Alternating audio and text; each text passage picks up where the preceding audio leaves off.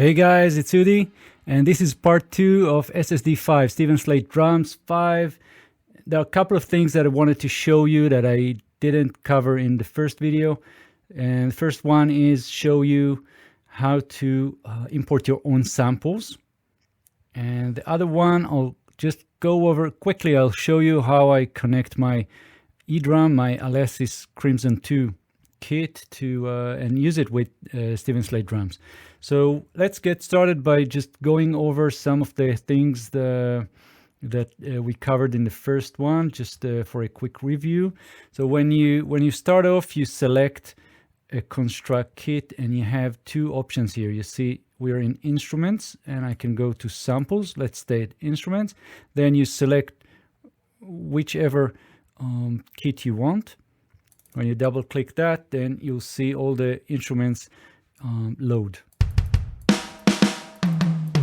Then if you go to edit instrument, you can see all the microphones used for each of these and so on. So we covered that in the first video. Now, what you can do also is you can go to construct kit and you have two buttons here. The first one is kits, where you have complete kits, but you can also go and select individual instruments. So for example, if I want an extra kick here, this one, I can just drag and drop it in an empty cell. Right. So now if I play the groove here, you'll see it's triggering, right? So if we go to the mixer, we'll see that we have an extra kick here. That's the extra kick.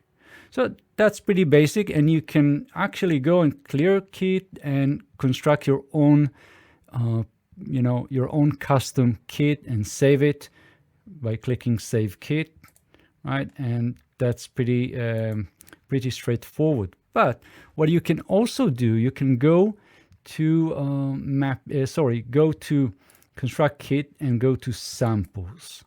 So when you go to Samples, you have the folder add and delete area here.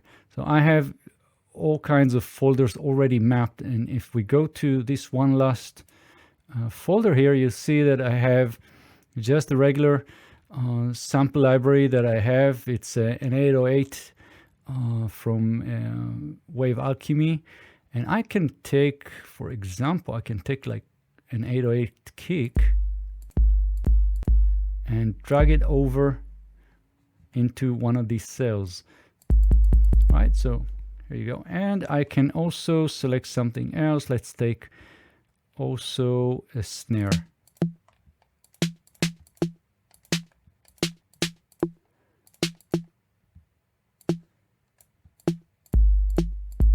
Now, so how can I get those to really work with my kit? So let's go to mapping, and if you're in mapping, you'll see that you have these two buttons here. You have kit mapping and input converter. The input converter is really the way for you to convert the regular MIDI notes into whatever notes that are in your eDrum, right? So these are the eDrum and these are the SSD sampler.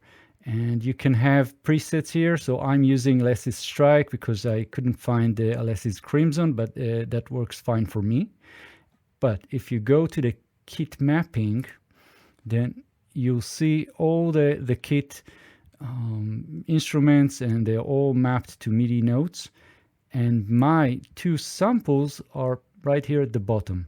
So I can take the kick and just click that, drag. And what I want to do, I want to drop it with my other kicks. So it maps here to C1. So I'm dropping that. You see the red background, and that's it. So now that's here together with the other kicks that we have. So we have the original one, another one, and then that X layer that we've added before, and also the 808. So now going back to my construction kit, going to instrument, and I can play the drums.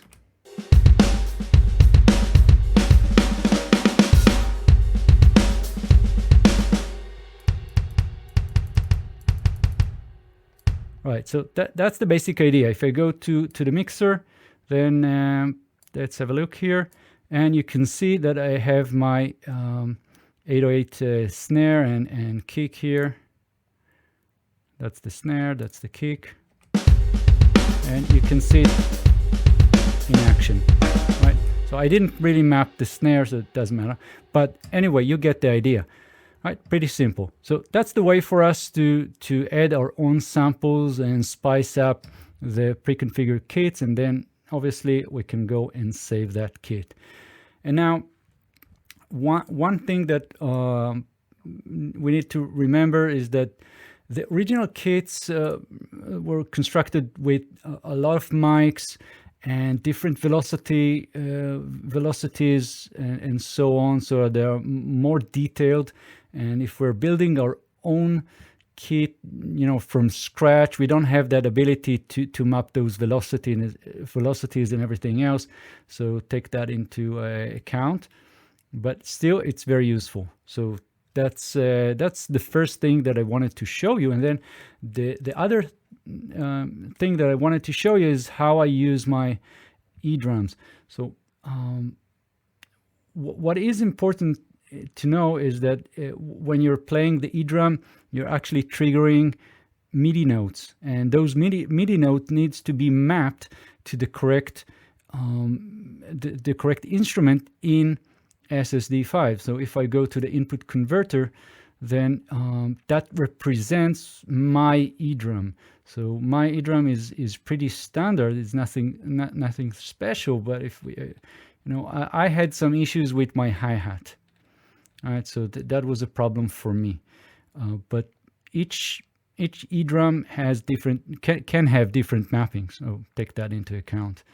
And you can see that here, for example, I have the G sharp -2. That's my hi-hat, and that's mapped in another way with other eDrums. And you can see that maps here to the same notes and so on. So take that and explore your own eDrum.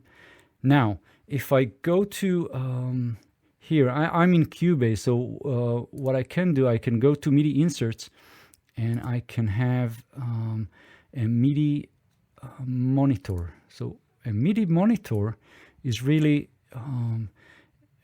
it's a plugin. It's an internal plugin that will show me which notes are being played or hit with my eDrum, and I can see also the control commands. So control commands are usually they comes from pedals or from or other controllers.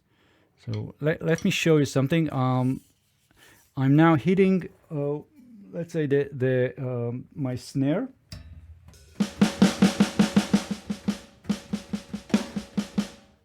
And you can see the D1, which is mapped to my snare. If I'll hit my let's take the crash, and you can see the crash here. It's C#2, and so on. If I actually go and press my pedal, my hi-hat pedal, so you can see the controller 4 here. So that's pretty standard, and you can see the value. The value is really the velocity.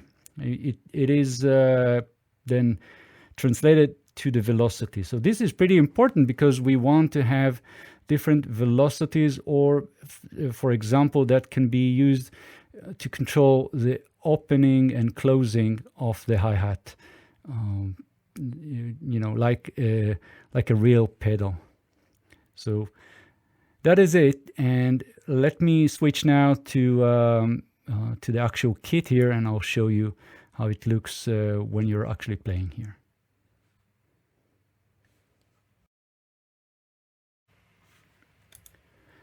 So the way I'm practicing right now is I'm building the grooves in Cubase, and then I just connect my eDrums, listen to it, and trying to play along. So here's a quick example here. I know it's stupid. It's just the most basic, rock groove that you can imagine.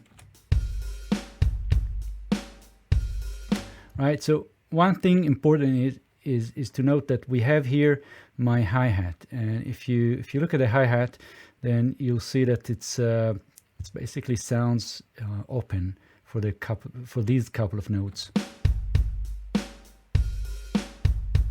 Right, and this is because I have the foot pedal here. So this is the drop down here. Let me just have that here. So in Cubase, in the Midi editor, then I can select all kinds of views for the bottom pane, and I have velocity, pitch bend, and so on. But I also have my control codes here. So CC4 is the standard for the foot pedal, and this is what I have here. And as you can see, I actually have it open, and this is closed. And in reality, when I'm actually playing, then if I have anything in between, then I have different sounds, because it just emulates the semi-open hi-hat. So this is, again, this is the mapping for my E drums. And now when I play that, and I listen to it, and then I try to follow along, and that's the way I do it. So I connect my E drums with MIDI cable to my computer, and then I just enjoy the great sound and the great quality of the kits from Steven Slate drums. So that's it for now. I hope this was helpful for you, and you like it. And if you like my videos, if you want to follow me, then subscribe to the channel. I have a couple of very nice Facebook groups that you can join. One of them is music and audio learning. The other one is more of a plugin and audio related kind of stuff. Then you can ask questions, get some info, and also I'm updating every now and then when we have some good deals. I also do some giveaways from time to time, so check it out. If you want to find those Facebook groups, just check this video information and you'll find it there. So see you in the next videos. Thanks. Bye bye.